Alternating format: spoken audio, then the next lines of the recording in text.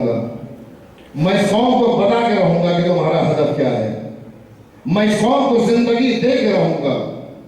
میں اس قوم کے اندر جلا اور نور عطا کر کے رہوں گا. یہاں تک کہ علماء بیان کرتے ہیں کہ جب آقائے بروجردی جو زمانے میں آیت اللہ تھے اور ان کے مرکزیت سب سے اعلیٰ اور رفع تھی، امام خوانی گئے تقریباً 60 یا 65 افراد تھے ان کے ساتھ، وہ سارے کے سارے علماء تھے. لیکن جب وہاں پر گئے آپ دیکھیں کہ جب انسان اپنے ایمان کے اندر پختہ ہوتا ہے، اپنے مشن کے اندر پختہ ہوتا ہے، تو وہ عام لوگوں کے کمپرومائز نہیں کرتا ہے، لیکن ایک عالم ہو کر کے، ایک مجتہد ہو کر کے، ایک مجتہد کا احترام کرنا کرتا ہے. جب آقا بروجردی کے پاس گئے جانے کے بعد کہا گیا اگر ہمارا ہدف یہ ہے، تو امام نے جو بات کہی، امام خوانی نے کہی آقا بروجردی سے کہ ہم یہ کرنا چاہتے ہیں، ہم یہ کرنا چاہتے ہیں. تو آقا بروجردی نے ایک ہی جملہ کہا، الان وقت نہ رسیدے. میں نے کہا کہ من یہ کہا رہا میخوام انجام پیدا ان حضرت نہ میخوام اجراب کنم. آقا بروجردی صرف ایک جملہ کہا، الان وقت نہ رسیدے، الان وقت نہ رسیدے. 60-65 افراد جو باہر انتظار کر رہے تھے کہ امام خوانی آئے اور آنے کے بعد جو ہے ہم اس مشن کو آگے لے کر چلیں گے، آنے کے بعد سر جھکا کے آتے ہیں، ایسا لگتا ہے جیسے کوئی شاگرد اپنے استاد کے پاس سے آتا ہو. اور آنے کے بعد کہا کہ آقا نے کہا ہے کہ ہمیں ابھی صبر کرنا ہے. قرآن نے بھی یہی کہا ہے. قرآن نے کیا کہا؟ اپنے ایمان کے اندر پختگی پیدا کرو، اپنے مشن کے اندر پختگی پیدا کرو، اس کے اندر لچک نہیں ہونا چاہیے ورنہ ہار جاؤ گے. سوجھ بوجھ کے ساتھ مشن کو آگے بڑھاؤ. اس کے بعد قرآن کیا کہتا ہے؟ اصبروا، ذاتی طور پر بھی صبر کرو، وصابروا، اور اجتماعی اعتبار سے بھی صبر کرو. جو افراد تمہارے انہیں بھی سمجھاؤ. اس کے بعد کیا کرو؟ ورابطوا، اور رابطہ پیدا کرو، کانٹیکٹ پیدا کرو. کس سے؟ امام محمد باقر علیہ السلام فرماتے ہیں کہ رابطوں سے مراد یہاں پر ہم آل محمد کے ساتھ توسل کرنا ہے. یعنی یہی نہیں کہ انسان اپنے ہدف کو معین کر دے، یہی نہیں کہ انسان ذاتی طور پر صبر کرے، یہی نہیں کہ اپنے افراد کو سمجھانے جائے، بلکہ چاہیے کہ اسے اہل بیت سے رابطہ پیدا کرے. تمام خوانی جب تک نجف کے اندر تھے، ہر صبح نماز صبح ادا کرنے کے لیے شاہ نجف کے روضے کے پاس جاتے تھے، اور ہر روز وہاں پر جانے کے بعد دعائے مشروط پڑھا کرتے تھے.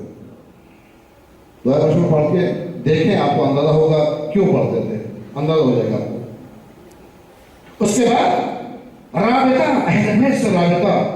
جب حرم بند ہونے لگتا تھا تب امام جاتے تھے، جانے کے بعد زیارت کرتے تھے، اور ہر روز کا امام تھا کہ نماز صبح نجف اشرف میں پڑھتے تھے. جب تک وہاں تھے، جب تک وہ نماز وہاں پر پڑھتے تھے، اور دعائے مشہور کی مسلسل ہمیشہ یہ پڑھتے تھے. اس کے بعد واتقوا اللہ، خوف رکھو تو اللہ سے. اس کا قرآن آپ نے سماعت کی ہے. آپ دیکھیں قرآن کہتا ہے ڈرو نہیں، صرف ڈرو کس سے؟ اللہ سے ڈرو. تو ڈرنے کا مطلب یہ نہیں ہوتا ہے کہ آپ بے باکی سے کسی سے کچھ بھی کہہ دیں.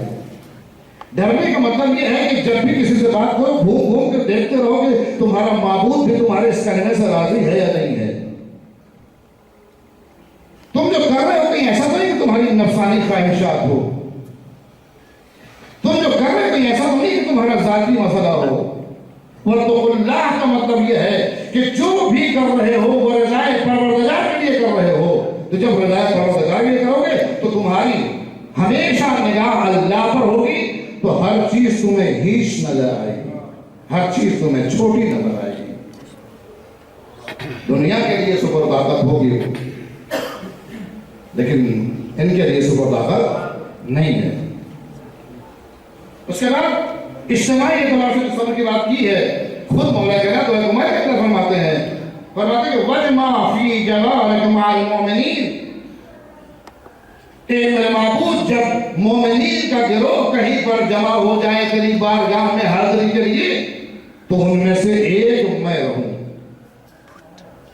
یعنی سماج کو لے کر کے چلو, اجتماع کو لے کر کے چلو, فرادہ کوئی کام نہیں ہوتا. امام خمینی کو افراد ملے ہیں, امام خمینی کو قوم ملی ہے, زندہ قوم ملی ہے, اسے انہوں نے زندہ بھی کیا تھا. لہذا ان چیزوں کا بھی ہونا لازم و ضروری ہے. اس کے بعد آیت اللہ نخدی یا نخدی جو مشہد میں نماز پڑھایا کرتے تھے, آیت اللہ تھے. امام خمینی جاتے ہیں, جانے کے بعد تو یہ نماز پڑھایا کرتے, جانے کے بعد جو ہے اس سوال پڑھتے ہوئے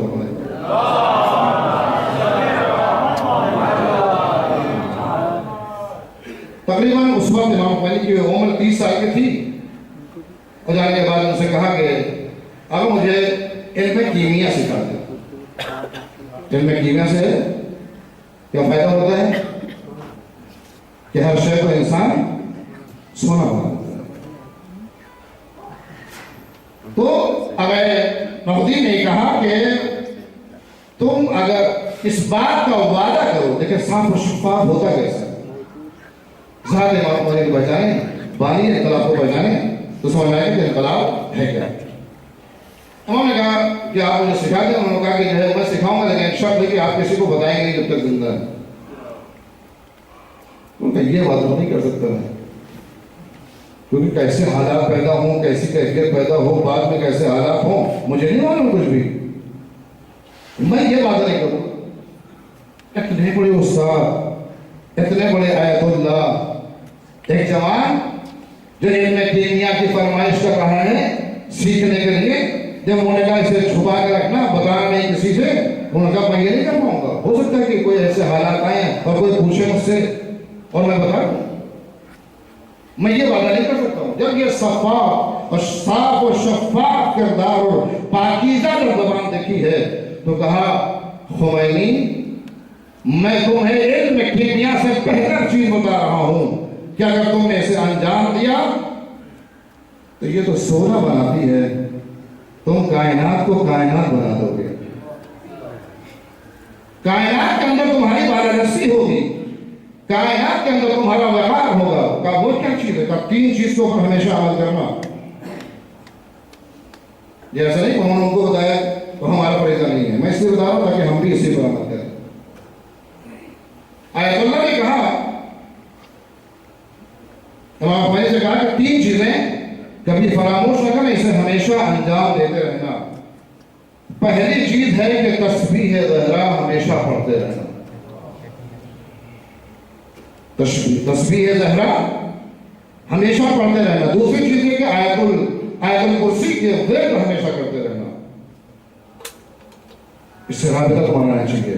تسبیح زہرا, دوسری چیز ہے آیت الکرسی, اور تیسری چیز جو آیت اللہ نے بتائی وہ یہ ہے کہ سورہ طلاق کی دوسری نمبر کی آخری حصے کی آیت کا آخری حصہ اور سورہ طلاق کے تیسرے نمبر کی آیت مکمل. تو یہ چیز جو ہے تینوں اگر آپ ہمیشہ اسے پڑھتے رہیں گے تو آپ کو بالادستی حاصل ہوگی.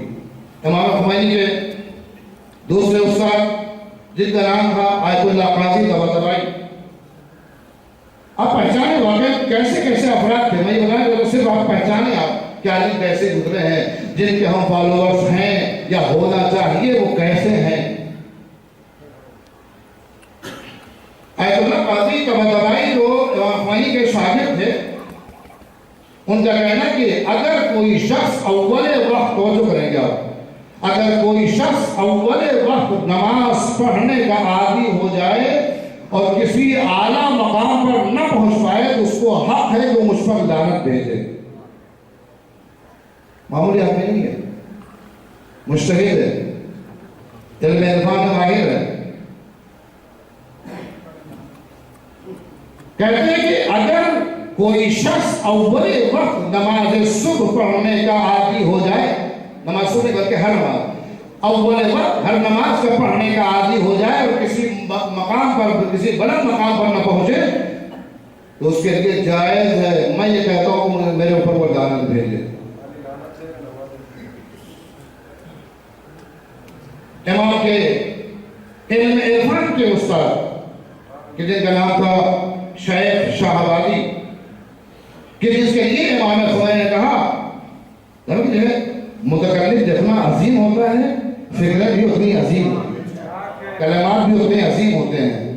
امام خمینی کہتے ہیں یہی وہ استاد ہے جس کے لیے امام خمینی نے فرمایا ہے کہ شیخنا روحی لہ الفدا، یہ ہمارا شیخ، اس پر ہماری جان پیدا ہو، اس پر ہماری جان پیدا ہو. یہ وہ استاد ہے مہربان کے کہ جو امام خمینی کو جنہوں نے علم عرفان سکھایا، جس کے نتیجے میں بے باکی سے گفتگو کرتے تھے اور جب بھی کوئی موقع آتا تھا اطمینان کے ساتھ، یقین کے ساتھ، توکل اللہ کے ساتھ، صبر الہی کے ساتھ گفتگو کرتے تھے. دنیا کہتی تھی کہ تسبیح پڑھنے والا کیسے گفتگو کر رہا ہے. ابھی آپ نے کئی دفعہ یہ سنا ہے کہ ملا کے دوڑ مسجد تک. میں نے کہا، میں تو کہتا ہوں کہ اس ملا نے اسی مسجد سے لوگوں کو ایسا دوڑایا ہے، ایسا دوڑایا ہے کہ آج تک ان کا پتہ بھی نہیں ہے کہ وہ زندہ بھی ہے یا مر گئے.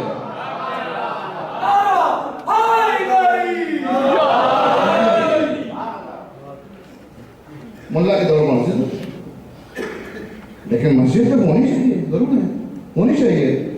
مسجد سنگے مار سے امام نے فرمایا، مسجد ہمارا سنگر ہے، ہمارا مرکز ہے، ہمارا سینٹر ہے. اگر ہم یہاں سے شریعت دے سکتے ہیں تو یہاں سے شرافت بھی دے سکتے ہیں. اگر یہاں سے اپنی روح کو زندہ کر سکتے ہیں تو یہاں سے انسان کی جسم کو بھی زندہ کر سکتے ہیں. لیکن مسجد کا صحیح استعمال تو ہو. تو ملا کے دور مسجد تک کا مطلب یہ ہے کہ ہم نے ہر ملا مسجدوں کے ذریعے سے ایسا شاہ پہلوی کو بھگایا کہ اس کا پتہ. تو یہ چیزیں ہیں.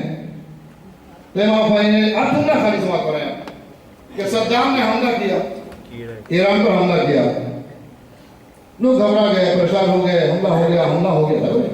نیچرل چیز ہے، فطری چیز ہے کہ حملہ ہوا، لوگ پریشان ہو گئے. امام خمینی نے بڑے آہستہ سے جملہ کہا، ایک چور تھا، پتھر مار کے جا رہا تھا، بھگا دو اسے. ایک چور تھا، پتھر مارنے آیا تھا، بھگا دو اسے، چلا جائے گا. اتنی عظیم شخصیت. انسان اپنے دشمن کو چھوٹا سمجھے، اپنے پروردگار کو بڑا سمجھے. جب آل سعود کے سپاہیوں نے خانہ کعبہ میں 500 افراد کو بے گناہ بے جرم خطا مار ڈالا تو امام خمینی نے کہا کہ آل سعود نے اپنے دامن پر وہ دھبا لگایا ہے کہ جسے آب کوثر بھی دھو نہیں سکتا.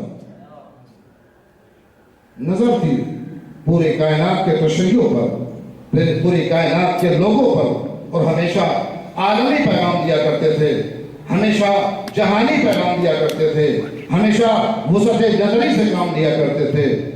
اور آپ ان کی تقاریر دیکھیں تو آپ کو اندازہ ہوگا کتنا آہستہ آہستہ بولتے تھے، کتنا دھیرے دھیرے بولتے تھے. کیوں؟ لفظوں میں جب وزن ہوتا ہے تو ہاتھ اٹھانے کی ضرورت نہیں پڑتی. لفظوں میں جب وزن ہوتا ہے، عقیدے کے اندر جب پختگی ہوتی ہے تو لفظ کافی ہوتا ہے.